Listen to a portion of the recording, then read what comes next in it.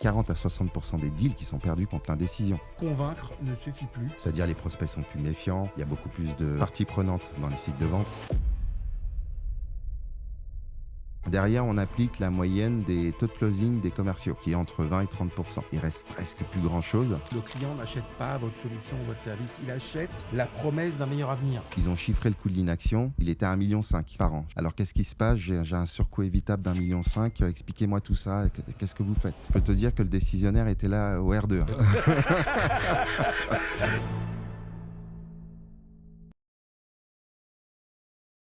Alors, depuis plus de 20 ans, notre invité est dans la vente B2B, dont 8 ans dans le SaaS. Il passe par des sociétés comme American Express, 5 ans. Il passe aussi 8 ans chez Miracle en tant que sales, en tant que commercial. Et depuis, il accompagne des équipes commerciales SaaS B2B à closer plus de deals. Aujourd'hui, on a un rendez-vous avec Siegfried Bizit-Billa. Hello Siegfried. Salut. Merci d'avoir accepté mon invitation. On a eu l'occasion de se croiser un soir, brièvement. Depuis, on a parlé 2-3 fois au téléphone. C'est ça. Mais il y a pas mal de choses que je voulais voir avec toi pour essayer de mieux te connaître, de mieux appréhender ce que tu fais et quelle est ta vision. Mais pas que pour moi, bien évidemment, pour aussi en faire profiter les auditeurs et les spectateurs. Je suis un peu ton activité sur LinkedIn. Oui. Et je t'ai même entendu dire un jour que convaincre ne suffit plus. Qu'est-ce que tu veux dire par là? Alors, parce que je vois beaucoup passer sur LinkedIn ou autre, le fait qu'il faut convaincre le prospect. Oui, c'est une composante importante, mais ça ne suffit plus aujourd'hui, puisque on remarque qu'il y a les dynamiques de décision qui sont complexifiées. C'est-à-dire les prospects sont plus méfiants, il y a beaucoup plus de parties prenantes dans les cycles de vente, il y a l'indécision qui est devenue en quelque sorte le choix par défaut. Donc, le simple fait de convaincre avec des techniques de vente ne suffit plus. Voilà. Ce qu'il faut, je pense qu'il faut créer des conditions qui créent les décisions d'achat. Donc, il faut mettre en place ces conditions-là. Ça va permettre de structurer la réflexion du prospect et ça va créer une préférence de choix par rapport à la multitude de solutions disponibles sur un marché donné. J'imagine qu'on aura l'occasion de développer et d'expliquer un peu plus amplement. Est-ce qu'aujourd'hui, par rapport à ce que tu viens de dire, tu penses que la vente est vraiment plus difficile qu'avant ou est-ce que c'est plus une excuse des commerciaux? Je pense que c'est plus difficile qu'avant. Il y a un peu des deux, mais pour répondre à chaque point. Alors, est-ce que la vente est plus difficile qu'avant? Oui, clairement, pour les raisons que je viens d'expliquer. En tout cas, dans ton domaine. Dans mon domaine, dans le SaaS B2B, la vente, c'est clairement plus difficile qu'avant. Le point de bascule, je le vois entre 2020 et 2021, parce qu'il y a eu beaucoup de changements. Il y a eu moins de rendez-vous physiques, parce que de toute façon, on ne pouvait pas à cette époque. Et donc, les commerciaux ont dû s'adapter. Moi, quand j'étais encore commercial en 2020-2021, on a dû aussi s'adapter. C'est aussi à la même période, on a vu des changements de côté prospect sur les choix qu'ils vont faire. Il y a le scepticisme aussi qui a augmenté. Et les autres points que j'ai évoqués avec la méfiance des prospects qui sont liés. Est-ce qu'il y a un changement particulier, justement, que tu observes depuis maintenant plus de 10 ans dans la vente SaaS? Un truc particulier, à part ce que tu viens d'évoquer, évidemment? Ouais. Le changement que je vois, c'est que avant, on pouvait se permettre, en tant que commercial, de piloter uniquement son cycle de vente. Donc, si je prends un cycle de vente classique ou typique dans le SaaS, il y a les étapes qu'on connaît, la découverte, la démo, la présentation de la propale, la négociation et la prise de décision close won ou close lost. Les commerciaux qui sont restés là-dessus, donc c'est-à-dire typiquement ils font une découverte, donc ils mettent discovery ou découverte dans le CRM. Ensuite, ils vont faire la démo, ils passent en R2 dans le CRM démo, puis ainsi de suite. Ça crée un décalage entre ce que nous, en tant que sales, on voit sur notre CRM, donc un avancement fictif du deal, et ce qui se passe côté prospect. Puisque pour une seule étape, par exemple, si on prend juste la démo, ça représente une étape côté sales. Côté prospect, il y a plusieurs étapes. Il y a, par exemple, il va y avoir présentation de la solution, enfin des solutions shortlistées ou retenues à l'exec ou bien au board, ça dépend. Est-ce que tu peux traduire ces termes pour ceux qui ne connaissent pas bien ce que ça veut dire? L'exec, c'est le comité exécutif, donc ça va être les décisionnaires, on va dire, parce qu'on va peut-être revenir, dirigeants, en fait. voilà, les dirigeants, ou bien le comité de direction ou comité exécutif, voilà. Il y a plusieurs étapes de leur côté. Il peut y avoir par exemple un détracteur qui va venir se greffer dans les parties prenantes et donc qui va ralentir le deal. Il va y avoir aussi le fait de rencontrer le CFO, mais ça peut se faire sans nous. Donc, CFO, qui est le Chief Financial Officer, pour les Français, c'est le DAF. exactement. Donc celui qui parle d'argent. C'est exactement ça.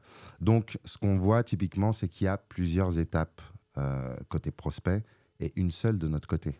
Donc, ça peut donner aussi l'illusion que le deal avance alors que le deal n'avance pas forcément. Exact. Donc, c'est la raison pour laquelle je parle de créer les conditions qui vont créer une décision d'achat. J'allais te poser une question, mais je pense que j'ai une partie de la réponse au minimum. C'est que pourquoi autant d'équipes commerciales ratent aujourd'hui leurs objectifs? Je pense que tu y as en partie répondu. Ou peut-être que tu auras envie de rajouter des choses là-dessus. Tu es freelance, entrepreneur, closer. Pourtant, rien ne te terrifie plus qu'un appel de vente. Chaque essai raté grille un vrai prospect. Et si tu pouvais t'entraîner avant le vrai appel avec Pitchbase? Alors, tu clones tes prospects, tu les décris et l'IA construit le profil.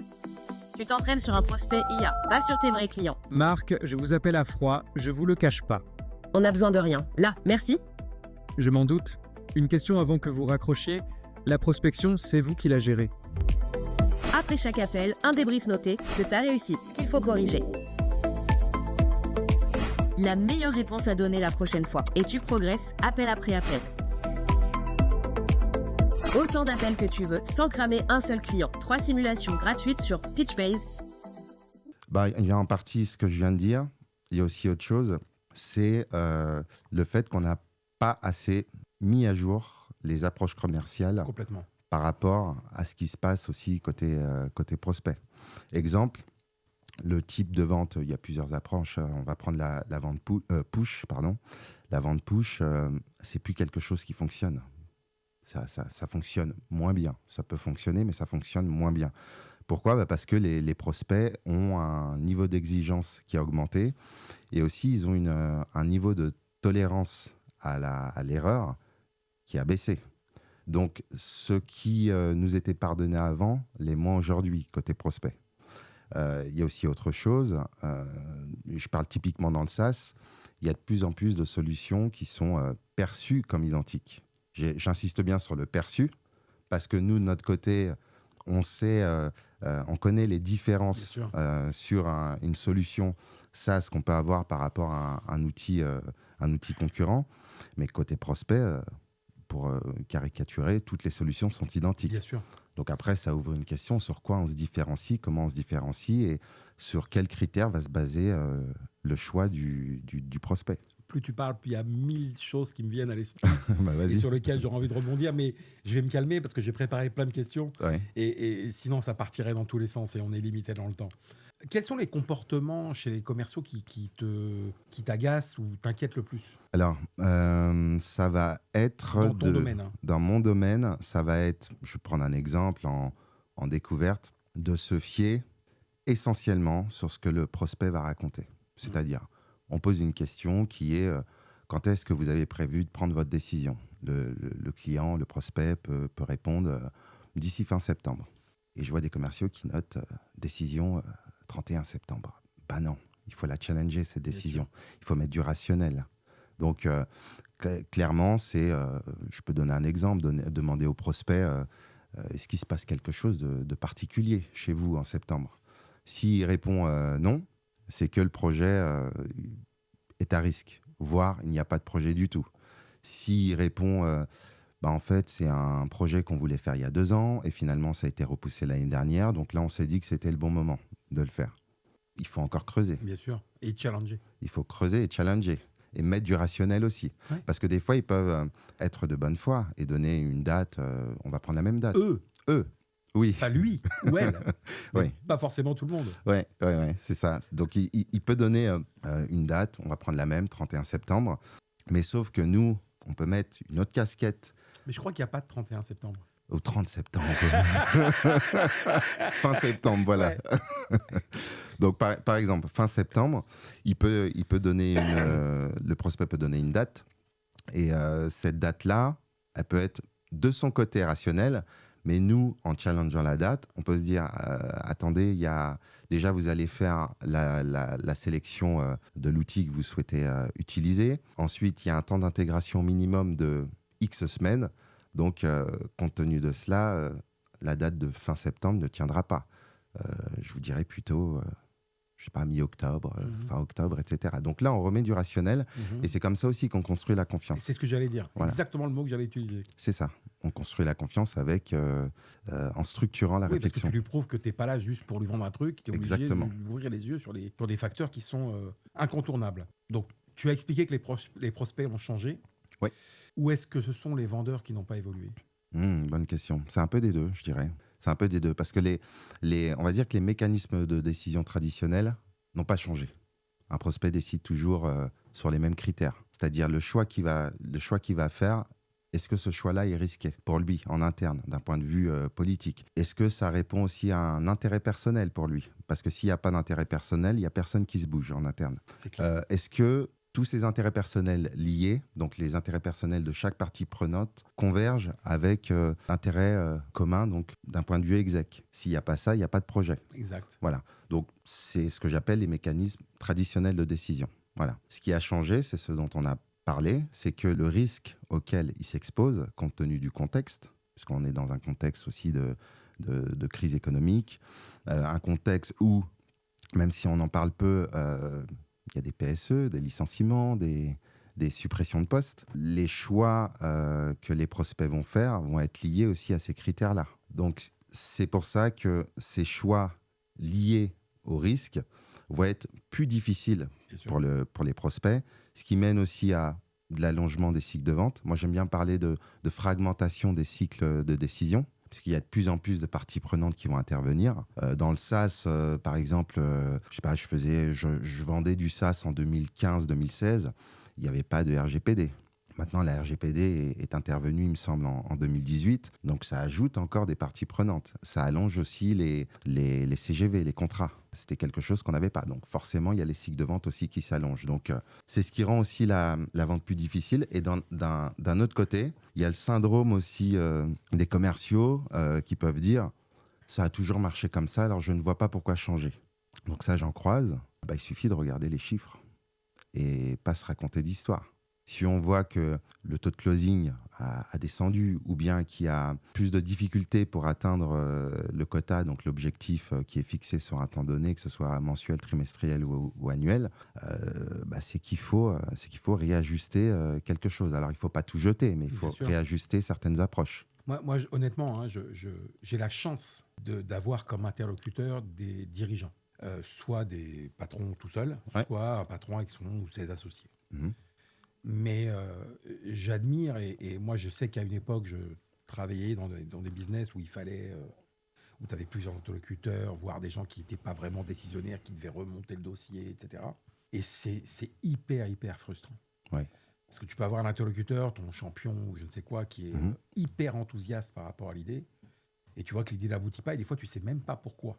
Bah ouais, parce que des fois ils ghostent. Ouais, on n'a pas la raison. C'est terrible, et surtout quand les gens ne savent pas ou ne veulent pas te dire le pourquoi du comment. Moi, je sais pourquoi dans plein de cas c'est ce qui se passe, mais c'est pour ça qu'aujourd'hui j'ai la chance d'évoluer dans des types d'entreprises où les décisions se prennent rapidement et j'ai affaire directement au décisionnaire, vraiment le signataire. Ouais. Donc c'est vraiment pour moi une bénédiction et une grande chance. Et je plains ceux qui, surtout dans les temps qu'on vit, évoluent dans les domaines où tu évolues toi. Ouais, l'approche dont tu parles, c'est-à-dire aller parler directement au décisionnaire, c'est l'approche top-down. Il y a aussi le pendant de cette approche qui est le bottom-up.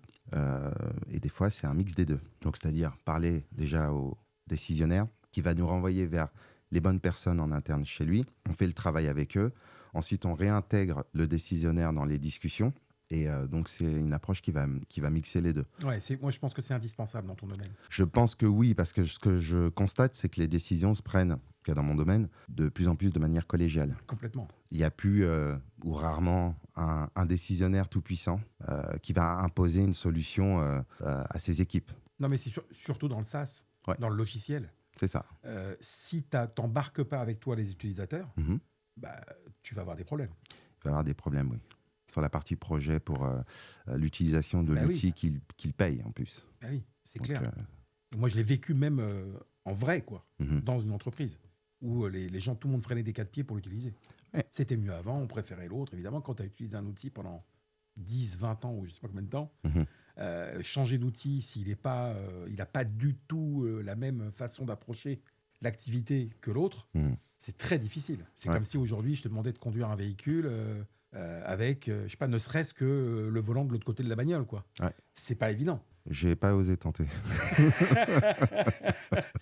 Et justement, alors, particulièrement dans le SaaS, ou tout business où il y a besoin de faire une démo, entre guillemets, qu'est-ce qui fait, d'après toi, rater une vente avant même de faire une démo ? Avant de faire la démo, donc la démo, ça intervient au deuxième rendez-vous.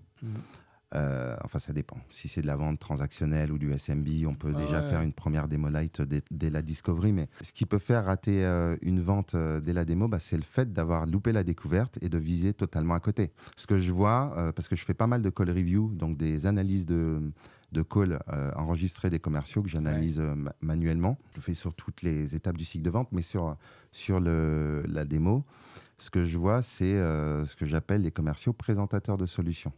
Ça me fait penser un peu au film qu'on avait dans les années 90 avec un type qui vient avec une grande gabardine et qui ouvre et il y a plein de montres. Regarde, j'ai ça à te vendre, j'ai ça à te vendre.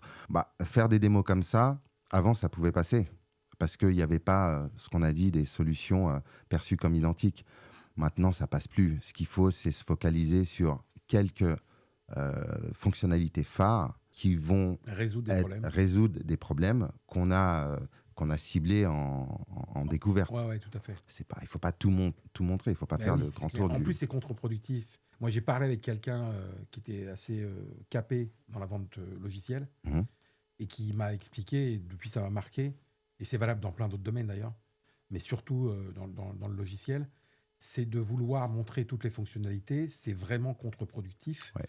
Parce que si tu t'attaches aux, je sais pas moi, 2, 3, 4, 5 problèmes que lui a besoin de résoudre et que tu lui montres qu'il y a une solution en face, même si ton outil en fait 10 fois plus, ne lui montre pas. Ouais.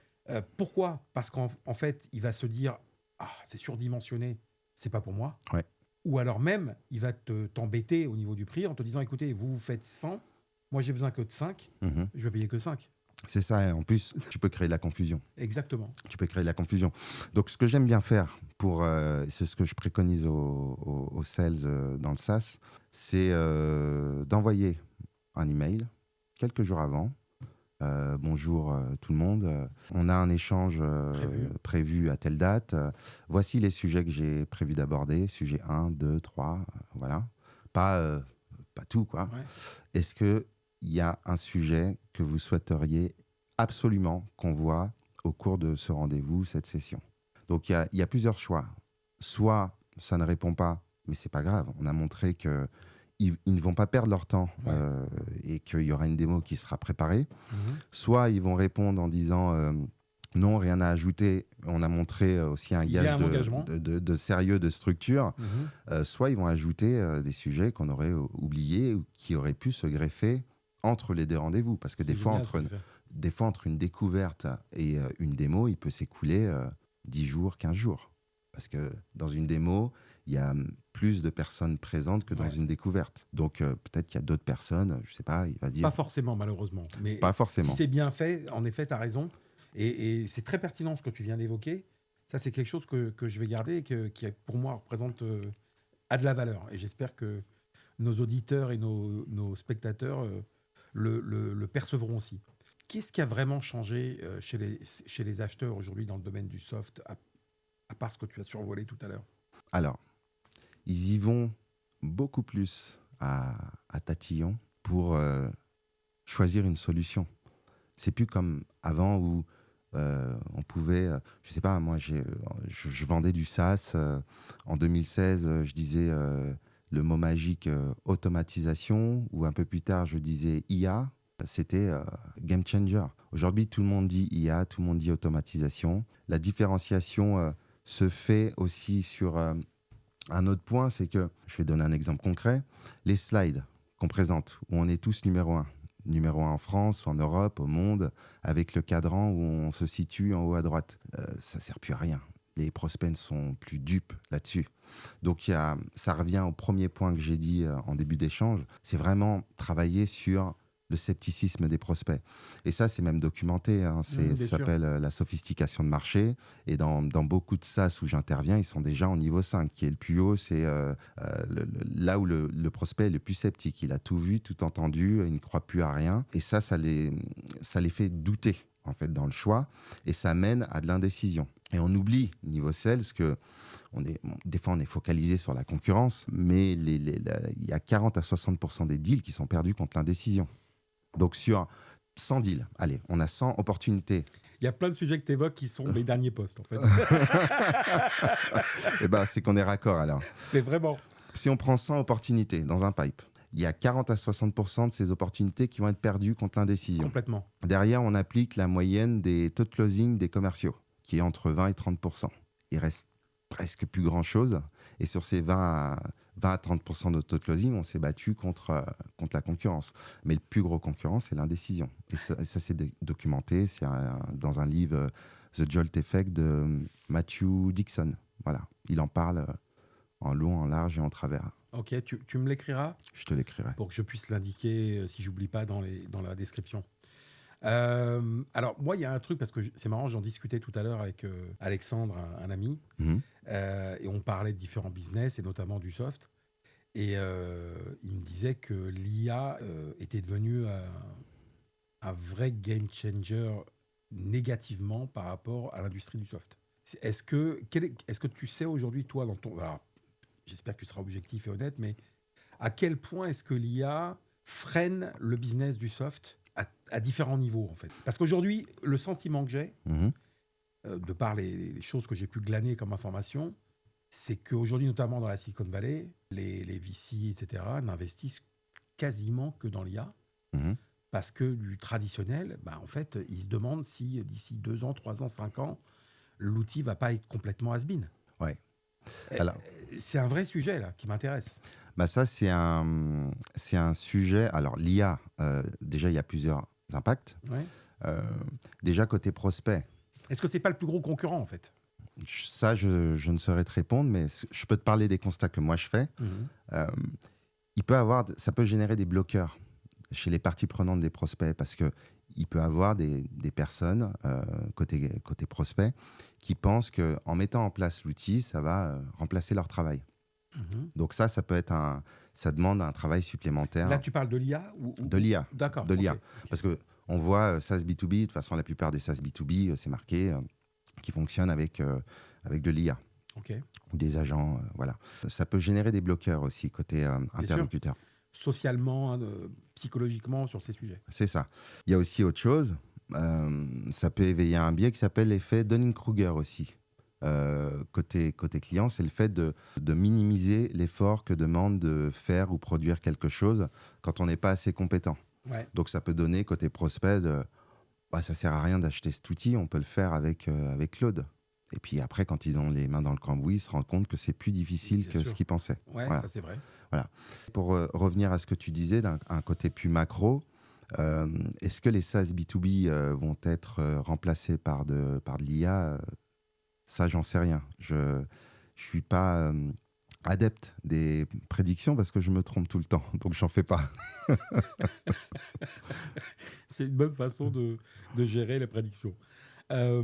D'après toi, j'ai le sentiment, à travers ce que tu racontes, c'est que les process de vente sont devenus beaucoup plus longs qu'avant. Oui, et fragmentés. C'est-à-dire, quand je parle de fragmentation du cycle de vente, il y a des temps plus longs d'attente entre les étapes du cycle de vente, puisqu'il se passe beaucoup plus de choses. Tu peux me donner un exemple ? Exemple, avant, on pouvait faire, il m'est arrivé de faire la découverte le lundi et la démo le jeudi. Ouais. Aujourd'hui, il y a un peu plus d'attente. parce qu'il va falloir qu'il parle déjà. Si on a le champion, Ok. ça ne veut pas dire la première personne à qui on parle, c'est le champion, on va dire celui qui chapeaute le projet, mais disons que c'est le champion, il va falloir qu'il parle aussi aux autres parties prenantes. Et ça peut prendre un peu plus de temps. Ce qui est logique. Ce qui est logique. Derrière, ça ajoute un travail supplémentaire aux commerciaux qui est non plus de se focaliser uniquement sur ce qui se passe pendant le rendez-vous, mais qu'est-ce qu'on fait entre les rendez-vous? Comment on conserve une dynamique on conserve le prospect dans une dynamique de décision? Complètement. Donc il y a plusieurs choses. Je peux donner un exemple. En sortant de découverte, ce que font les commerciaux, et moi je l'ai fait avant, c'est juste envoyer un mail dans le corps de l'email. Merci de nous avoir reçus, voici les points clés, blablabla. Ça suffit plus. Ce qu'il faut faire sur des comptes, prenons du mid-market et enterprise, donc les comptes de moyenne taille et des grands comptes, en sortie de découverte, on doit être capable de produire un exec summary. Donc un document qui va synthétiser, non pas l'échange, hein, c'est un document qui est destiné à être lu en diagonale. Personne ne lit un exec summary lettre par lettre. On va reprendre le contexte, sur quoi on s'est aligné. Le début de solution qu'on propose par rapport aux problèmes qu'on a ciblés lors de la découverte. Le coût de l'inaction, en une seule phrase, parce que le décisionnaire, entre guillemets, ce qu'il va lire, c'est ça, donc l'impact business, ce qui se passe s'il ne fait rien. En gros, c'est ça, c'est chiffrer c'est la conservation de ses pratiques actuelles et une ouverture vers ce qu'il pourrait faire, ce qu'il pourrait commencer à faire sans nous. Donc, c'est ça qui va permettre de rameuter un maximum de parties prenantes dès le R2. Parce que si on fait juste une découverte avec le champion et on dit R2, c'est la démo, il n'y aura pas beaucoup de personnes. Et on peut même déjà avoir des personnes très influentes ou même le décisionnaire dès la démo. Parce que si ça m'est arrivé là récemment avec une équipe commerciale là, que j'accompagne, ils ont chiffré le coût de l'inaction, il était à 1,5 million. 1,5 million par an. Je peux te dire que le décisionnaire était là au R2. Alors, qu'est-ce qui se passe? J'ai un surcoût évitable d'1,5 million. Expliquez-moi tout ça. Qu'est-ce que vous faites? Parce qu'il n'avait pas chiffré ça. Moi, j'ai une question. Parce que c'est vrai que dans ce métier, il y a un peu à boire et à manger du côté commerciaux. Mm-hmm. Est-ce que... Et en même temps, il y a un accès à l'information qui est quasi illimité, Ouais. surtout avec l'IA. Ouais.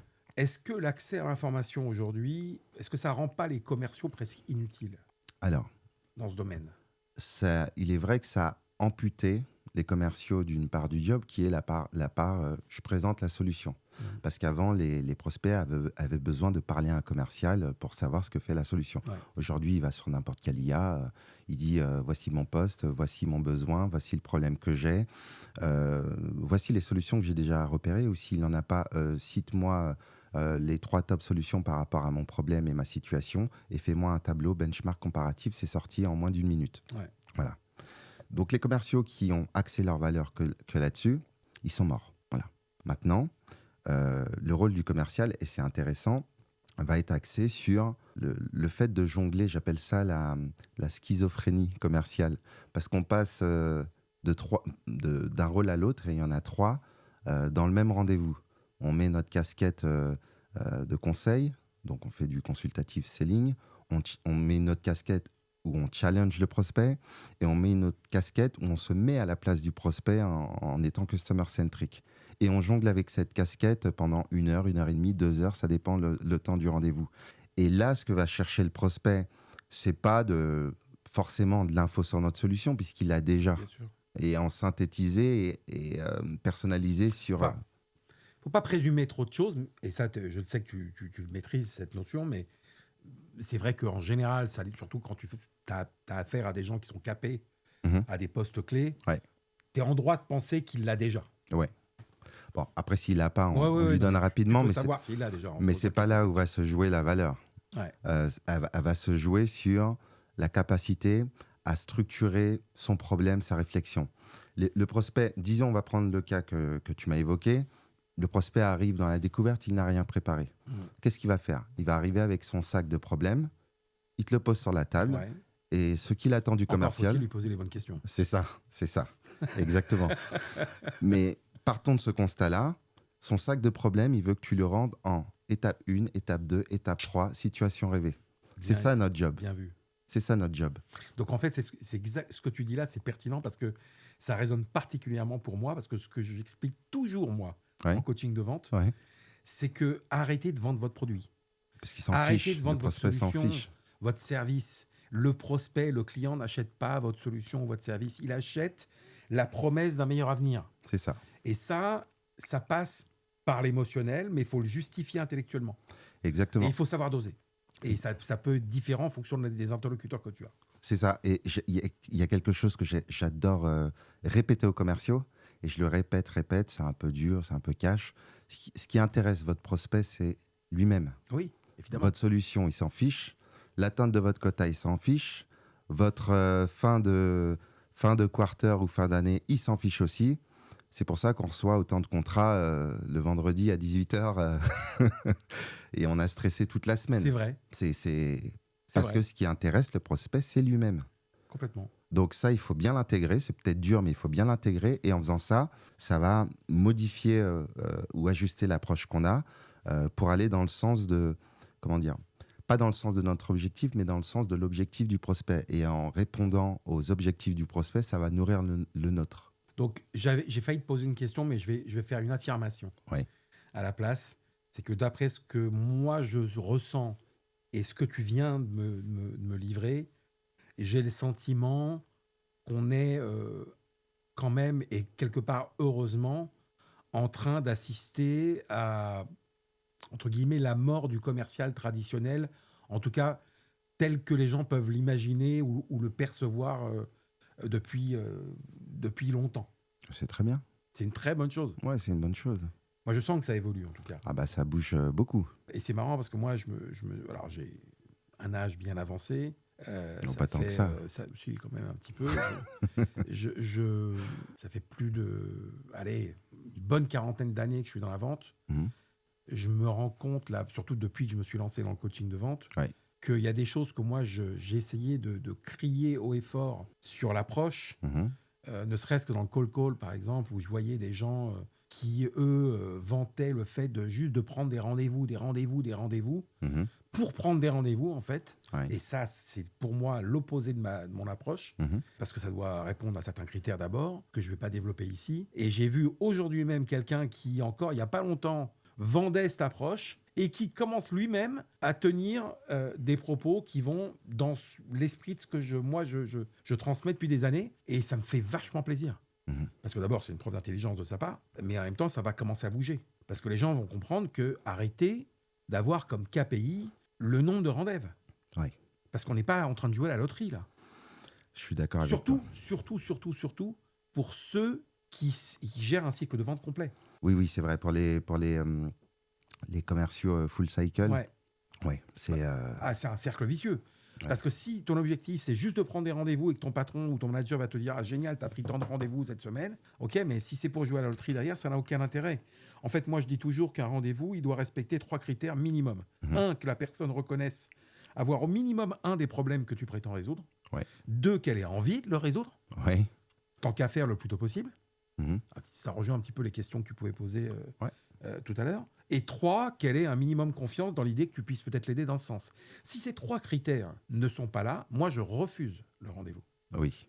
Parce que j'ai pas que ça à foutre. Oui, Et parce je préfère aller prospecter d'autres prospects qui, eux, répondent à ces critères. Non, mais je suis d'accord avec toi, parce qu'après, il y a aussi un autre sujet lié au sujet que tu abordes. C'est aussi sur quel deal on met de l'énergie. Exactement. On passe du temps. On va faire un exec summary. Un exec summary, bon, les premiers, tu les On fais... revient au sujet de tout à l'heure. Voilà, tu les fais à la main. C'est ça, tu les fais à la main. Mais après, et on revient au sujet de tout à l'heure, tu peux t'aider de l'IA pour les Oui, faire. bien sûr. Mais les premiers, tu vas devoir te les faire à la main. Ouais, Voilà, et ça prend du temps. ouais. J'en ai ouais. fait quelques-uns, c'est 3 heures. Ouais, parce que c'est. Quand Et tu puis vas en le faire. plus, c'est là que le profil du commercial, ça ne peut pas être un lambda, quoi. Il faut qu'il soit un minimum capé, qu'il soit. Je ne parle pas de diplôme particulièrement, Oui, mais oui. faut qu'il ait quelqu'un, quoi. Oui. Faut qu'il y ait quelqu'un. Mais on peut s'aider aujourd'hui avec des outils. Il y a des outils pour faire ça. Non, mais honnêtement, c'est vachement intéressant ce qu'on se dit et surtout ce que tu évoques. Parce que moi, le SaaS, c'est pas un univers que je maîtrise particulièrement. Mais je suis content de mettre le doigt et les points sur les i sur certains sujets que malheureusement, ça a beaucoup. Enfin, que les gens passent, en fait. Bah, de toute façon, pour répondre juste à ça, oui. Alors, les commerciaux, on peut des fois avoir un ego mal placé. Ouais. Après, c'est explicable. On se prend plus de non que de oui. Mhm. Il suffit juste de prendre la moyenne des taux de closing en France, 20 à 30%. Dans la précédente boîte dans laquelle j'étais à 43%. On peut dire c'est super génial. Ouais, mais ça fait que je me suis pris 57% de refus. Ouais. C'est ça, on se prend toujours plus de refus. Alors, je comprends ce que tu dis. Ouais. Et dans ton domaine, ça fait sens. Ouais. Il y a d'autres domaines où, justement, dans mon domaine, où moi, c'est des cycles de vente beaucoup plus courts. Ouais. Je disqualifie tellement en amont, lors de l'appel de prospection Ouais. ou du lead entrant qui m'appelle, Mhm. et je disqualifie tellement que je ne vais pas en rendez-vous découverte si j'ai pas vraiment validé des choses Mhm. avant d'y aller, quitte à mettre les pieds dans le plat très tôt. Mhm. Parce que j'ai pas envie de me taper 1h30 de Ouais, discovery bien sûr. call Bien sûr. pour avoir quelqu'un qui à la fin va me dire de toute façon telle ou telle objection. Moi par exemple, ce que j'ai évoqué chez Alexandre autrefois dans les héros de la vente, Mhm. c'est que dès l'appel de prospection ou au tout début du rendez-vous découverte, Mhm. j'explique, avant de lui dire pourquoi il serait bien qu'on travaille ensemble, j'explique déjà les 3 raisons principales pour lesquelles il risque de ne pas travailler avec moi, même s'il en a très envie. L'anti-vente. C'est pas de l'anti-vente. En fait, c'est une méthode qui repose sur les 2, 3 ou 4 objections les plus courantes que tu rencontres. Ok. Donc, en fait, à la fin, en général, selon le cycle classique, genre discovery, démo, Ouais. présentation, closing entre guillemets. Mhm. Donc, moi, je fais tout à l'envers. Mhm. Comme ça, je perds pas de temps et lui non plus. Et je lui explique les 3 objections majeures que je rencontre. Mhm. Moi, dans ce qui me concerne, ça va être par exemple le montant, telle ou telle raison, etc., que j'évoque. Ça peut être telle ou telle autre raison dans différents domaines. Et je lui dis, est-ce que ça vaut le coup qu'on continue ou on s'arrête tout de suite? Ouais, je vois. Jamais testé. Essaye-le. J'essaierai. Essaye-le. Alors, dans le SaaS, c'est différent parce que tu vas avoir affaire à plusieurs personnes. Ouais. Et autant la personne que tu as lors du premier rendez-vous, c'est pas forcément... c'est-à-dire que c'est moins adapté parce que... Mais par contre, il y a peut-être des sujets très importants que tu peux évoquer tout de suite. Et en l'occurrence, les 2 ou 3 objections les plus fréquentes qui sont des deal breakers, Mhm. ça vaut le coup de les poser rapidement. Ouais. Bah, j'essaierai. Ou je ferai tester des commerciaux que j'accompagne. Teste-le, construis le phrasé avant, Ouais. et on en reparlera si tu veux. J'en parlais récemment avec quelqu'un que tu connais, que je vais probablement recevoir aussi. Mhm. C'était quelqu'un que j'ai eu au téléphone, une demoiselle ou une jeune femme. Bon, on garde le mystère. Ouais, je t'en parlerai plus tard. Ok. Donc, je te laisse poursuivre, mais tu as peut-être perdu le fil, je suis désolé. Quelle question un bon commercial devrait-il absolument savoir poser dans ton domaine? Dans mon domaine, c'est creuser. Comment creuser? Ça, c'est important, crucial. Enfin, tous les termes qu'on peut utiliser. Comment creuser le critical event? Donc, le critical event, c'est l'événement qui fait que le prospect a une sorte d'obligation de décider dans un temps imparti. Voilà. Sans ça, il n'y a pas de deal. En tout cas, ça devient plus théorique que concret. C'est plus théorique et c'est là qu'on se fait ghoster, qu'il y a des cycles de vente à rallonge. Parce que le prospect, des fois, on peut avoir, moi ça m'est déjà arrivé d'avoir quand je vendais du SaaS, des prospects en découverte, et votre projet c'est pour quand? C'est pour avant-hier. Ou ASAP. ASAP, c'est pas un critical event.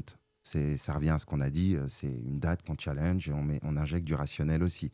Donc ça, c'est creuser le critical event. Après, sur le type de questions à poser ou questions ouvertes, questions fermées, moi je dirais, ce que je dis aussi aux équipes commerciales et aux commerciaux que j'accompagne, je ne suis pas trop sur questions ouvertes ou questions fermées ou sur les temps de parole en découverte.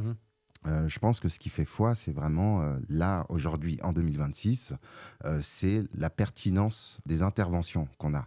Parce que les prospects viennent, ils prennent du temps, ils ont énormément de choses à faire, et nous aussi. C'est une question de respect, en fait. C'est ça. Et ce que je répète, c'est quand le prospect accroche, on doit créer l'effet je lui reparlerai bien à ce gars-là. Ouais. C'est ça qu'on doit créer. Ouais. Après qu'on ait parlé plus ou moins, qu'on ait posé des questions ouvertes ou fermées, limite on s'en fiche. Ouais, mais c'est surtout dans les questions que tu vas poser. Moi, j'ai remarqué, et j'en parlais justement avec un invité que j'ai eu avant toi, c'est presque un leitmotiv chez moi. Le prospect va t'accorder une crédibilité, une confiance et te considérer comme professionnel, non pas par rapport aux réponses que tu vas lui donner, mais surtout par rapport aux questions que tu vas lui poser. Là-dessus, on est aligné. Et challenger même ces questions. Exactement. Je dis pas ses réponses. Oui. Les réponses, c'est une évidence. Mais même ces questions.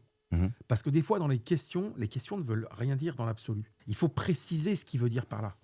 Et c'est en épluchant cet oignon et en challengeant les questions que le mec va se dire, purée, inconsciemment, voire même consciemment, il sait de quoi il parle. Et même des fois, là-dessus, sur le même sujet, Il y a forcément des questions, mais il y a autre chose, c'est arriver dans le call avec une opinion forte Ouais. sur l'industrie du prospect. Et aujourd'hui, on a tous les outils pour le faire. Chez les clients du même secteur d'activité que vous, et qui fait la même taille que vous, Ouais. avec la problématique que vous m'avez évoquée qui est, on constate que, voilà, arriver avec une opinion forte sur l'industrie du prospect. Ça ne veut pas dire que on connaît mieux son industrie Bien que sûr. lui, ou son métier que lui. C'est qu'il va se dire, là, je vais avoir un échange intéressant Il et sait- je ne perds pas mon temps. Il nous connaît. C'est ça, exactement. Si tu devais passer une seule journée avec une équipe commerciale dans le SaaS, Ouais. quel est le sujet ou la notion sur laquelle tu travaillerais à 80%? Critical event, co-construire le coût d'inaction et cibler les intérêts personnels des parties prenantes. Excellent. J'adore ce que tu dis parce que bien souvent, les intérêts de la boîte, les gens les questionnent ou les creusent, Ouais. mais ils oublient de parler du personnel parce que des fois, les enjeux personnels Mhm. peuvent être considérables. Eh oui, eh oui, Et les gens passent à côté complètement. totalement. Des fois parce qu'ils n'osent pas demander. Ouais. Et c'est pas quelque chose que les gens vont livrer plutôt, Ouais. spontanément forcément. Alors, il faut déjà construire la confiance. Génial. Là, on passe aux questions rapides. Ouais. Donc, c'est plutôt dynamique. Ça se veut dynamique. Je vais te poser une question. Je vais te demander de me répondre en un mot ou une phrase. Ouais. Si vraiment tu as besoin de développer, on le fera. Mais idéalement, on ne développe pas trop. Quel est le meilleur vendeur que tu connaisses? Ah, je ne peux pas citer son nom, mais je pense très fortement à lui et je lui dirai en off que j'ai fortement pensé à lui. Très fort. Très, D'accord. très fort. Il bossait avec toi dans une boîte où tu as bossé avant? Non, c'est un sales avec lequel j'échange qui est sur des ventes stratégiques dans une licorne. Et je ne peux pas en dire plus. Tu me le diras en privé? Je te le dirai en privé. Ça m'intéresse parce que peut-être que je peux l'inviter un jour. Il est super fort. Ok. Quel est le livre ou le contenu qui t'a le plus influencé? Antifragile de Nassim Nicolas Taleb, sans hésitation.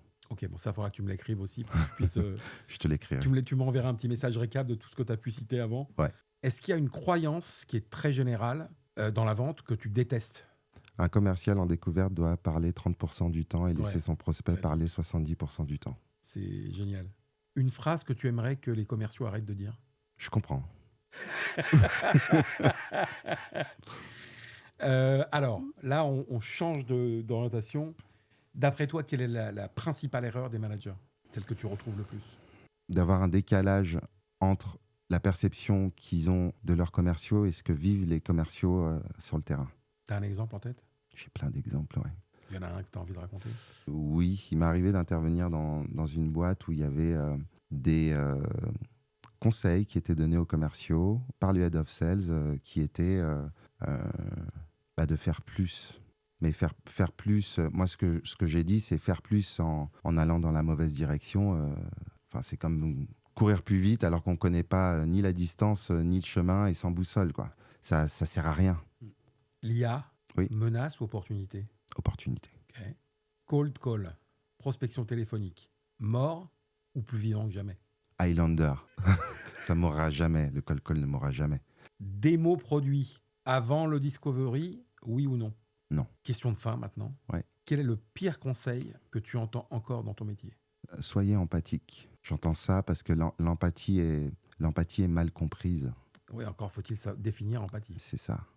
Moi, je dirais que c'est se mettre, réfléchir dans le contexte du prospect tout en restant à notre place.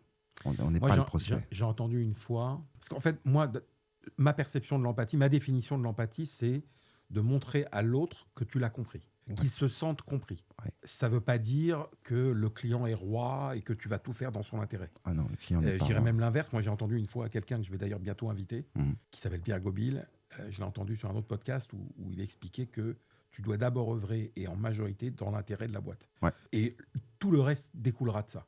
Si par contre, tu fais l'inverse, il n'y a pas de collaboration, il n'y a pas de relation possible. En fait, ça ne fonctionnera pas. Je suis d'accord. Quelle erreur t'a coûté le plus cher dans ton expérience? S'il y en a eu, je ne sais pas. Enfin, si tu as fait des erreurs. Ah, j'en ai fait plein des On a erreurs. tous fait des erreurs. Je continue Est-ce qu'il y en d'en a une faire. qui t'a marqué? Ouais. Alors, j'étais dans la précédente start-up dans laquelle j'étais. Je peux citer le nom, elle s'appelait Target to Sell. Quelques mois auparavant, on a été racheté par une licorne qui s'appelle Miracle.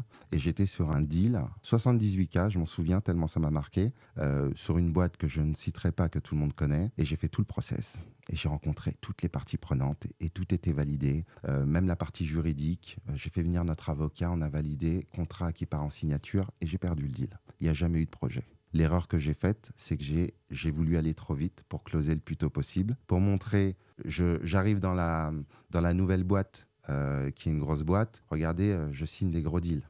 En fait, il n'y a jamais eu de projet parce que je n'ai pas rencontré la décisionnaire. Et j'ai appris quelques mois après que non seulement ma championne s'était fait remercier, et qu'en plus, je n'avais pas creusé son intérêt personnel.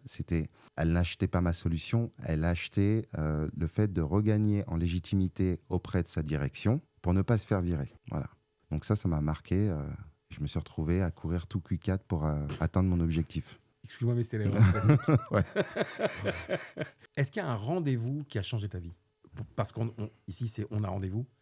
Donc, j'essaie de faire un levier sur le rendez-vous. Ouais. Ça peut être personnel, ça peut être professionnel, mais quelque chose qui a vraiment impacté ta vie. Ma vie pro, ouais. J'ai bossé comme tu l'as dit en début d'épisode, chez American Express. J'étais dans un service, on était une centaine de personnes. J'étais tout jeune, j'avais 25 ans. Ouais, j'avais 25 ans. Il y a le VP du service, donc le patron de la BU qui gère la France, Espagne, Italie et Benelux. Et il lance quelque chose qui est, je vais tirer au sort une personne au hasard dans le service sur les 100 et il va venir m'expliquer les améliorations qu'il verrait dans le service ou dans son équipe. Moi, j'étais dans ma tête, je prie pour que ça tombe pas sur moi. Bingo, ça tombe sur moi. Donc, je me retrouve dans son bureau et puis j'ai aucun mot qui sort. Je suis tétanisé, puisqu'il était impressionnant, charisme, très intelligent, très cultivé. J'étais tétanisé. Et il a fait quelque chose, là où beaucoup de personnes s'en seraient servies pour me briser, briser un petit de 25 ans. Il m'a dit, j'ai tout mon temps, je t'accorde tout mon temps. Tu peux prendre le temps que tu veux.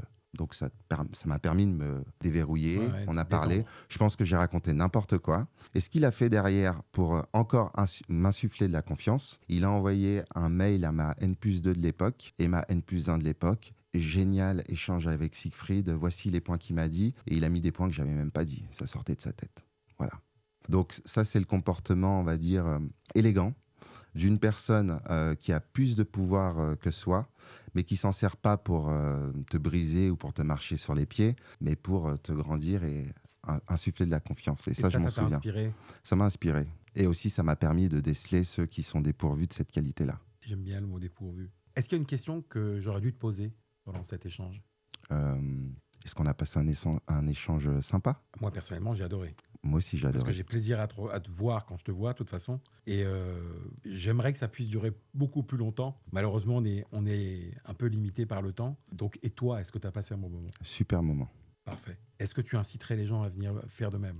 Ah bah oui. Nickel. D'ailleurs, tu me diras, parmi tes connaissances ou les gens à qui tu penses, qui je pourrais éventuellement contacter, solliciter pour passer. Avec plaisir.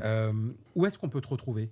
Sur LinkedIn. Donc, mon prénom, Siegfried, je ne vais pas l'épeler. Mon nom, Bizit Bila, je ne vais pas l'épeler non plus. Je pense que ça sera écrit dans l'épisode. Je le mettrai en description. Je précise quand même, avant qu'on se quitte, que pour toute organisation ou société qui aurait envie de sponsoriser mes épisodes de podcast, que je suis actuellement très ouvert à l'idée. Donc, si vous avez un outil, un produit qui peut améliorer la vie des entrepreneurs, des commerciaux ou peu importe, n'hésitez pas à me contacter et on en parlera tranquillement et on verra dans quelle mesure j'envisagerai ou non de vous avoir comme sponsor. En tout cas, l'idée est lancée et j'attends vos requêtes. Je précise pour ceux qui ne savent pas que Siegfried, évidemment, est coach de vente spécialisé dans la vente SaaS. Donc, tous les éditeurs de logiciels SaaS, si vous avez envie de faire monter en compétence vos équipes, je pense que le message est clair. En ce qui me concerne, je ne suis pas spécialisé dans le SaaS, mais j'interviens auprès de PME, d'ETI. J'aide les dirigeants, en fait, à faire monter en compétence leurs équipes commerciales sur les sujets de la prospection et ou des rendez-vous découvertes et en gros, plus généralement, dans la vente. Donc, vous avez aussi facilité pour trouver mes coordonnées. J'attends vos demandes. À très bientôt. Merci à tous d'avoir suivi cet épisode et à la prochaine. Merci.